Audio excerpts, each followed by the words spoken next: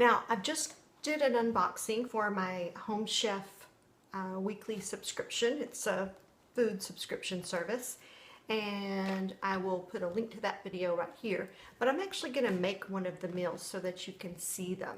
My family has decided that they want the Mexican Style Strata, which is really more of a breakfast. It's tortillas and eggs and cheese and things mixed together, but that's what they wanted me to make the breakfast for dinner, so I'm gonna make it. It came with the corn tortillas. It came with chorizo, which is just Mexican sausage, really. And then in my bag, it has all the other ingredients that I need to make this. It'll come with the eggs already broken and in a little bottle. It comes with some little containers of sour cream. Usually that's kind of on the side if you want it.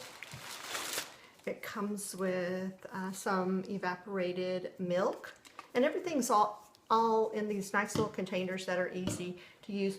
And I can repeat these recipes. If I find one that I love, I will just keep my little recipe card, because the recipe card, although it's in these measured containers, it tells you how much you need on the card, so you can make these, or if you're going to make more. This is meant to feed 2 people.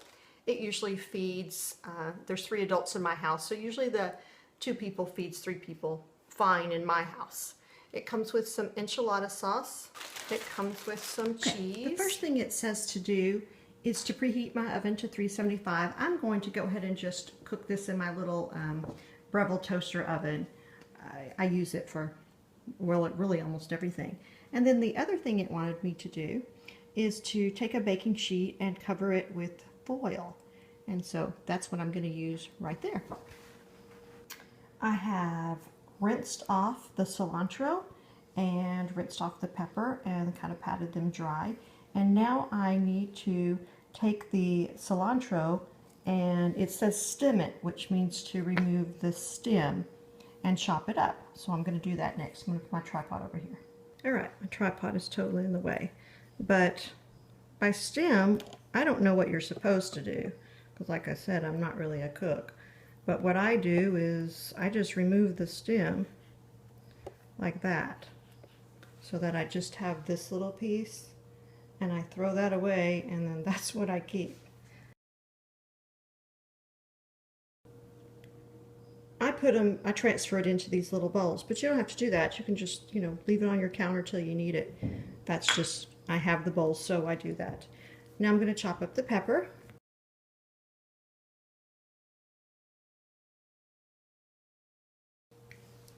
All right, now I'm just going to throw these into my little bowl. I keep them all separate, so I have 3 different bowls here, because they go, sometimes the ingredients go in at different times. Now I have to chop this up. Now my husband absolutely hates onions, so here's what I do. I have discovered that he will eat onions if I cook them, and if they are very tiny. I'm going to cut up the shallot, and what I do is I just cut the ends off of it. I'm sure there's a chef way of doing this. Again, I am not Susie Homemaker. Shallots sometimes come apart into little pieces like this, and that's normal. And then I take this skin part off, because I don't know, it's just gross. So always peel this outer flaky part off.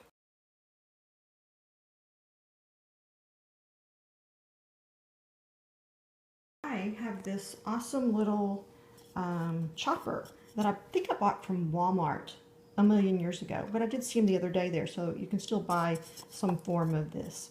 And it's just so easy. It's tiny, it doesn't take up a lot of space, and it can chop onions or any kind of vegetable into just tiny little pieces. So if you've got people in your family who don't like onions, but you really need the flavor of onions and things, after I peel them, I just drop them in there like that. Sometimes I'll chop them up. Let me chop this one up into a little bit smaller pieces. They're pretty big chunks. And I just slide the lid on this, plug it in. It's plugged in over here, and then it's going to make a loud noise, so I'm going to stop it. You're done. See, it just chopped it up really fine. Now, if you don't have one of these, you know, just chop it up like it says. But I just like to get them really, really tiny because, again, my husband does not like onions. So there it is. I'm going to move on to the next step. Next step was to cut up the tortillas, but I wanted to point something out to you. On the recipe card, it says that there are 4 corn tortillas, but they will often send an entire pack.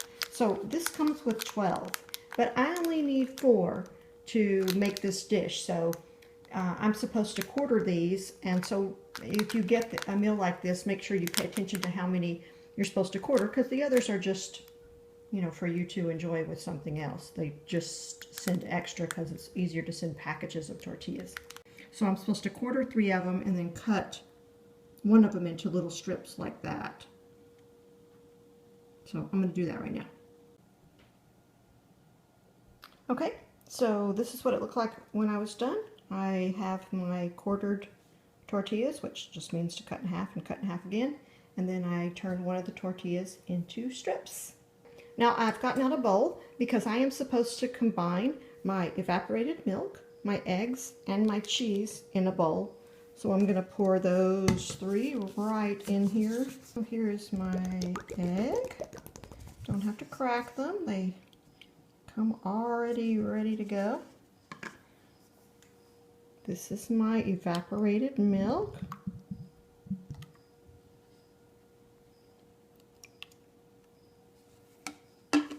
And then I'm going to dump my little bag. It says Chihuahua cheese. I don't know what Chihuahua cheese is. Probably should, but I don't. Okay, and then it said to add some salt and pepper. So I'll just add a little because it said to. Okay, so I added salt and pepper. Now I'm going to stir it up. Alright, and I'm just going to mix that real good together. And then it looks like next they have me just setting this aside and moving on to this step, which is to toast the tortilla chips and strips. And it says place the tortilla chips and strips on a baking sheet, drizzle 1 tablespoon of olive oil and a pinch of salt and pepper, place in the oven for 8 to 10 minutes or until chips and strips become crispy. So I guess we're making chips. So I'm going to do that right now.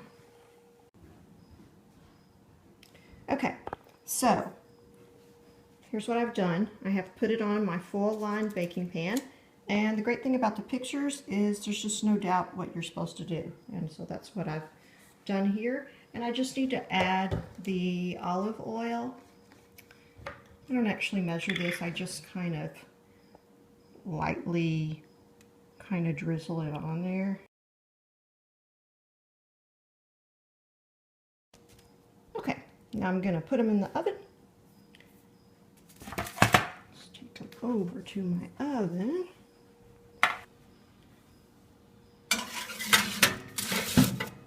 But my oven will not start counting down until it reaches the right temperature.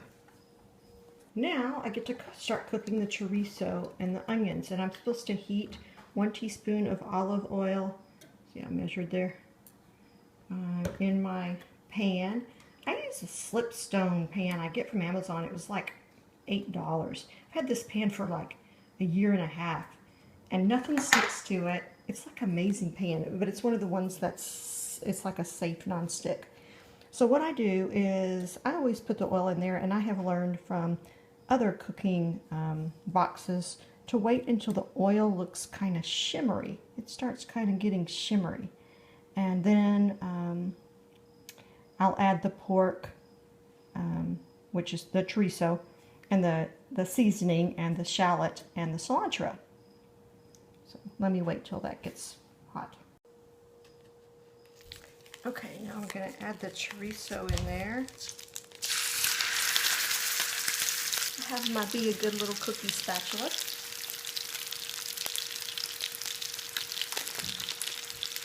the spices in there. It's just chorizo seasoning.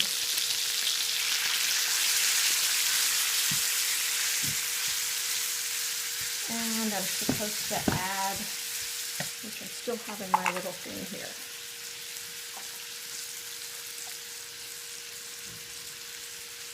And again, it looks like a lot of onion, but one thing I learned is I was not using enough onion, and that was probably why my food was so bland. Because the onion cooks to just nothing. Like I said, my husband hates onions. It says to cook for about 7 minutes. And it says to add a little bit of salt and pepper.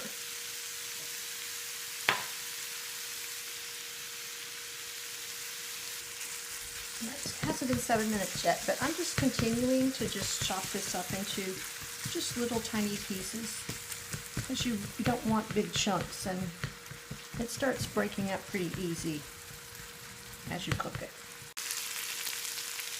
Okay, it's been about 7 minutes.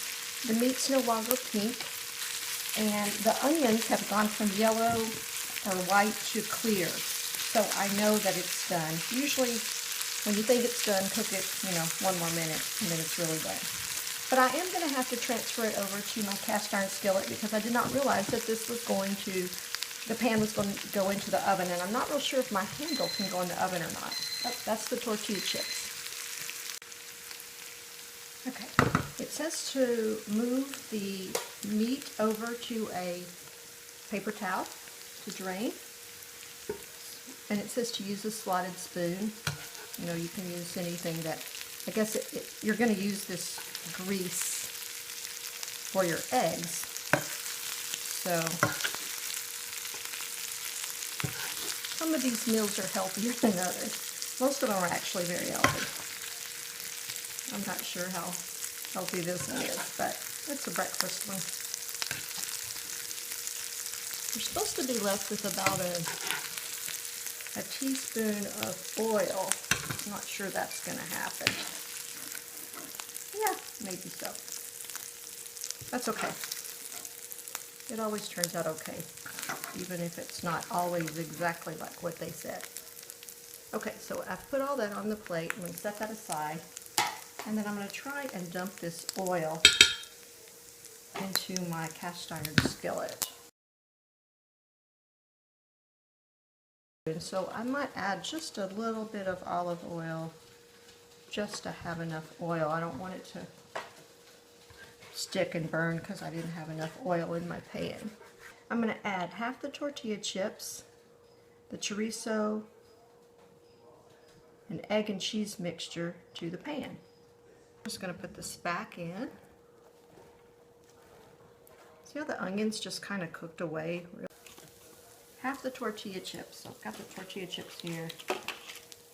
Just going to kind of put them in here.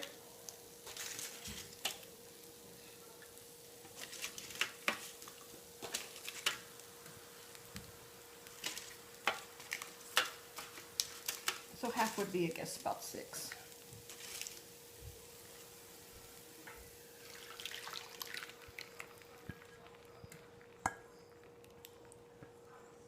Stir gently, about 30 seconds, and place the pan in the oven.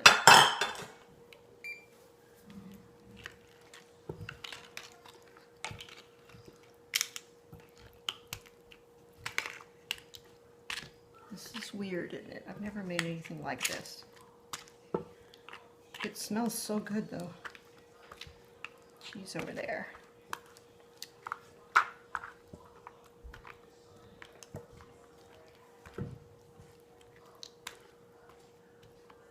Alright, so I guess I'm going to put this up in the oven for 14 to 16 minutes. Alright, I'll be back. Okay, I'm heating up the enchilada sauce. It says just to heat that up for a couple of minutes on medium heat, so I just poured the little container into a little tiny pot, and I'm heating that up. I'm not real sure what step I used that. And I also did put the cilantro in the, let me show you, on top there, because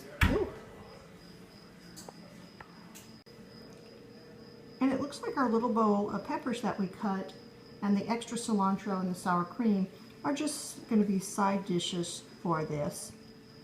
And the enchilada sauce is also on the side. Okay, my timer just went off. You can see it in there. It looks yummy. I'm going to get it out of the oven and we're going to taste it. So there is the final product. Turned out pretty good. I'm going to taste it.